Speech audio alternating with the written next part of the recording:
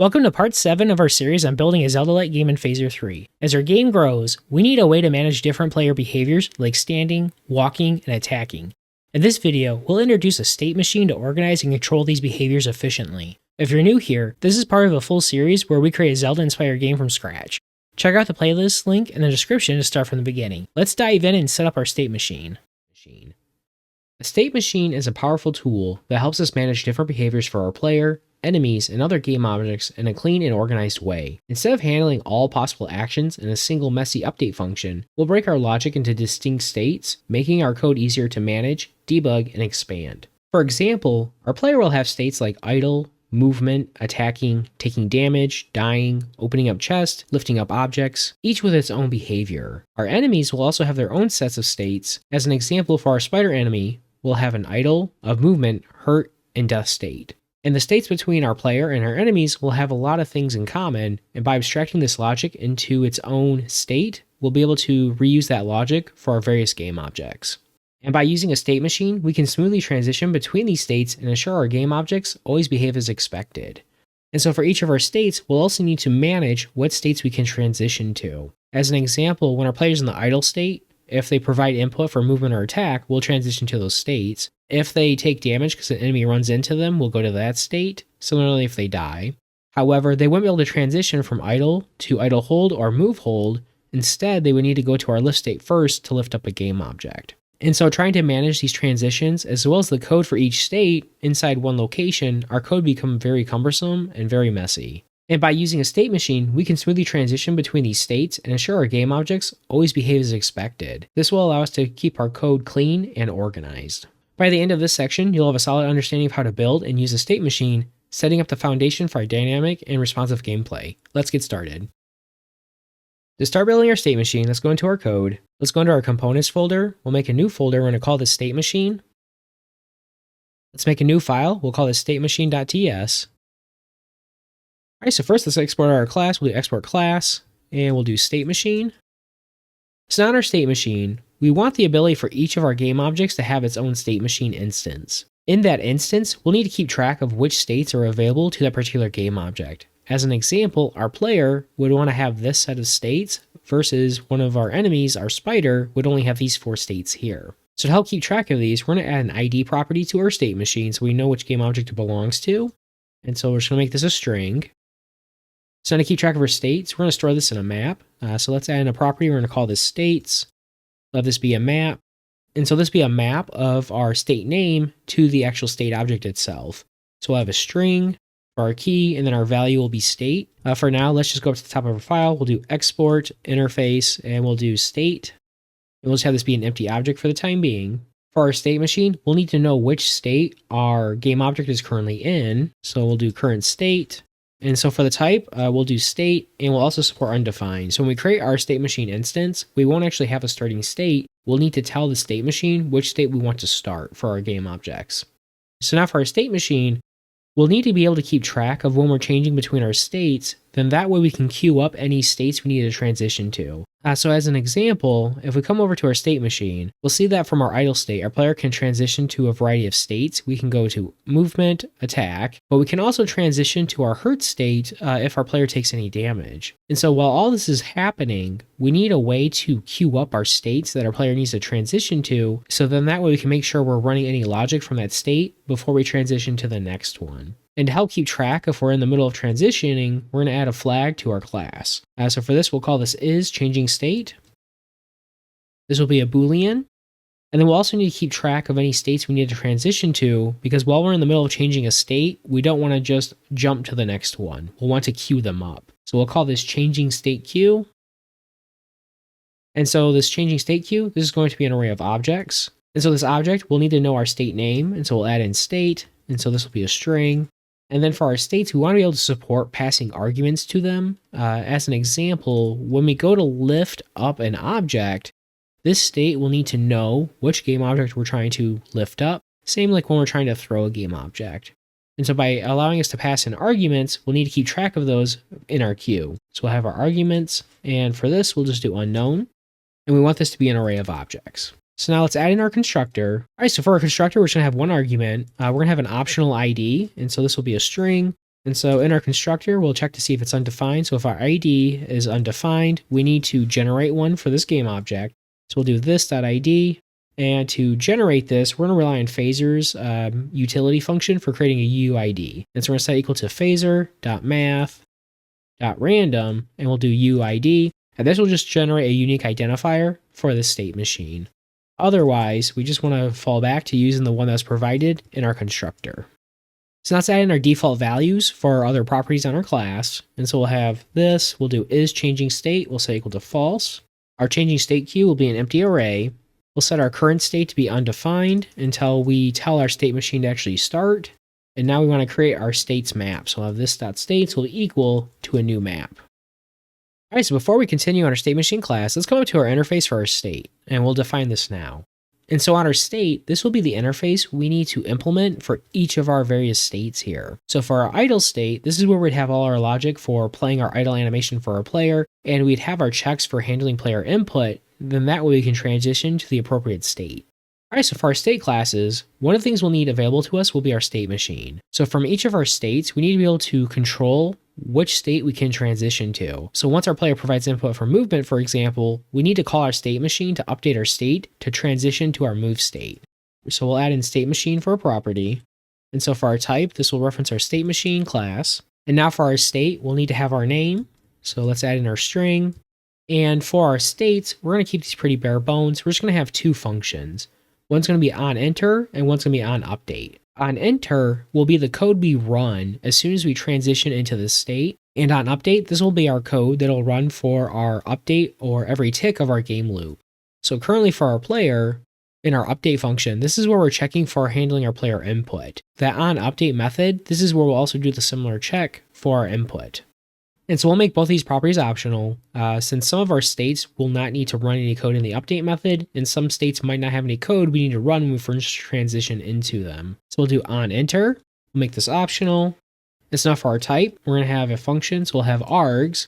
This will be an unknown array, so these will be our arguments that we receive when we want to change our state. And then we'll have our function return void, and now let's do onUpdate.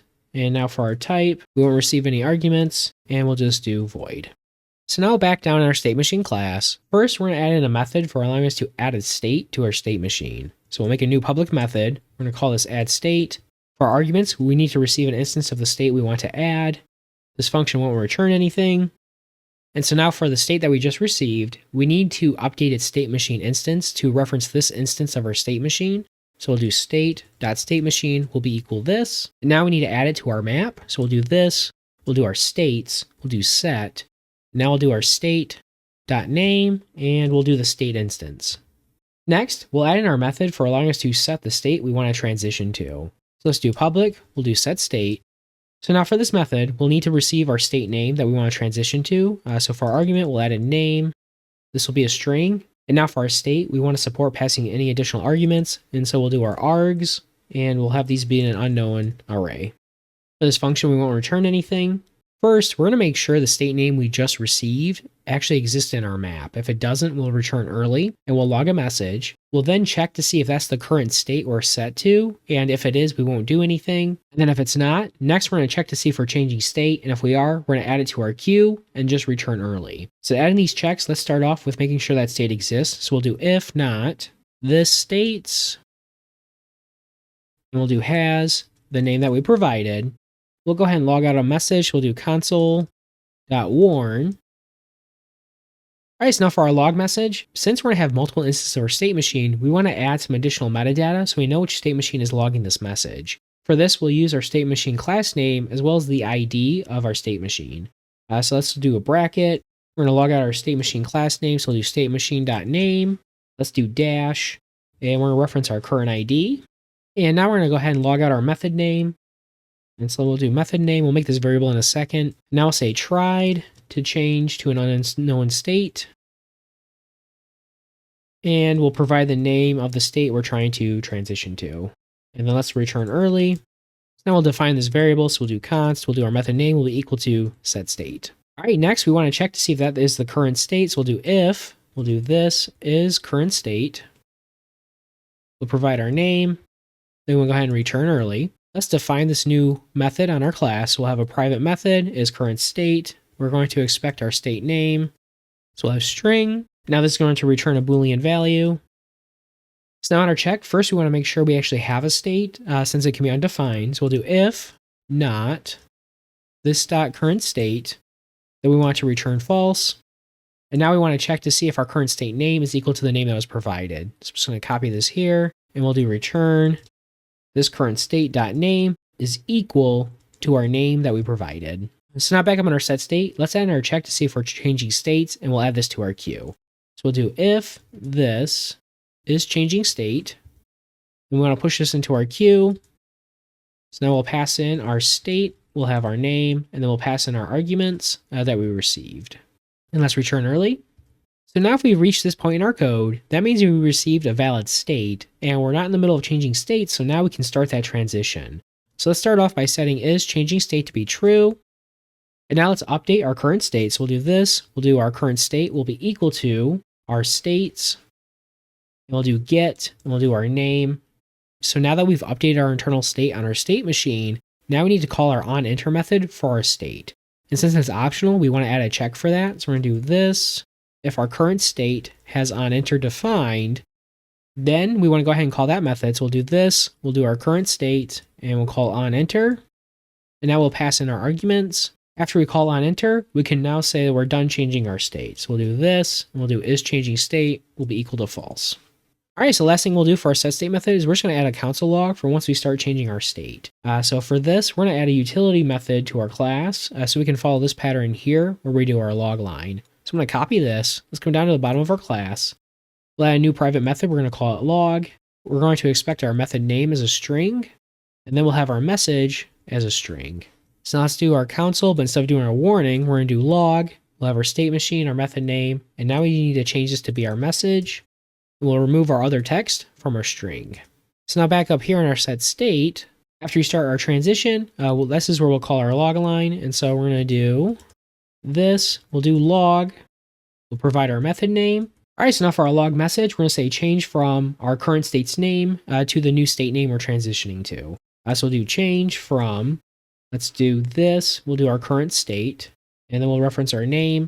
And now we're going to add a fallback since this can be undefined. And we'll do none, and then we'll say to the new name that was just provided. Next for our state machine, now we need to add in an update method, and this method will be responsible for calling our onUpdate method for our current state. So for this, we'll add a new public method. We'll do public. We're going to call this update. We'll return nothing, so we'll do void. And now we're going to add in a check to see if our current state is defined and if it has that onUpdate method. And so we'll do if this current state is defined and this current state onUpdate exists. Now we want to call that method, so we'll do this.current state, and we'll do onUpdate. Besides this, in our update method, this is where we'll want to add in our logic to work through our queue of states that we need to transition to. To do that, first we'll need to grab a state from that array, and so we'll do const, let's do queued state. We're going to set that equal to this, we'll do our changing state queue, and then we'll call shift to grab our first element. And now we'll add in a check. So if it's not undefined, now we'll call set state. So we'll do if our queued state does not equal undefined, then we can call this set state, and we'll pass in our queued state information. So we'll have our queued state, and then our queued state args. And then we'll go ahead and return if we are working through our queue.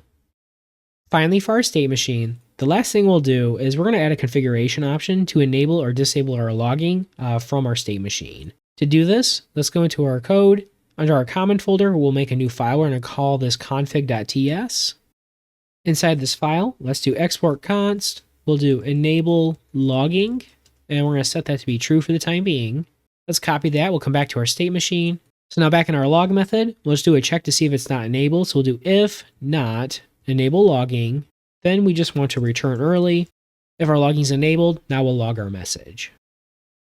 That's it for this part of the series. If you found this helpful, be sure to hit the like button. It really helps out the channel. And if you're following along, make sure to subscribe and turn on notifications so you don't miss the next video. If you have any questions or want to share your progress, drop a comment below. I'd love to hear from you. Alright, thanks for watching, and I'll see you in the next one.